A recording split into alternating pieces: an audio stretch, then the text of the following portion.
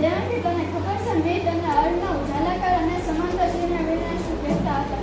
આપણે બધાને શીખવાડશું કે સમાંતર અને જાલાકાર શ્રેણીના વિનાશ કોને કહેવાય છે. જે પર્ણમાં ઝાડા જેવી રચના હોય તેમાં ઝાડાકાર શિરાવિન્યાસ રહેલી હોય છે, અને જે સીધું તૂટી જાય તેમાં સમાંતર શિરાવિન્યાસ રહેલી હોય છે. ઉદાહરણ તરીકે આપણે સમાંતર શિરાવિન્યાસનું વર્ણન લઈશું, કારણ કે આ જ વર્ણન સમાંતર શિરાવિન્યાસનું વર્ણન છે. આપણે આને તોડીશું તો આવી રીતના સીધું તૂટશે.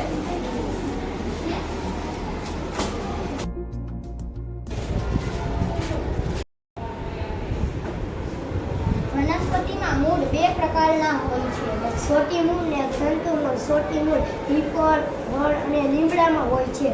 તંતુમય મૂળ શેરડી, બાજરી, મકાઈમાં હોઈએ છે. હંમેશા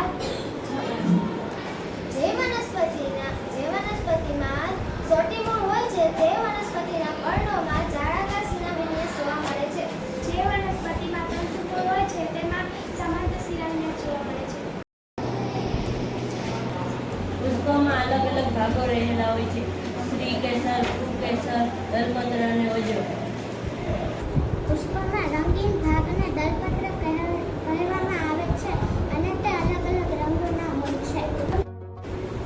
પુષ્પોના નીચેના ભાગમાં વજ્રપત્ર હોય છે, તે એકબીજા સાથે જોડાયેલું હોય છે.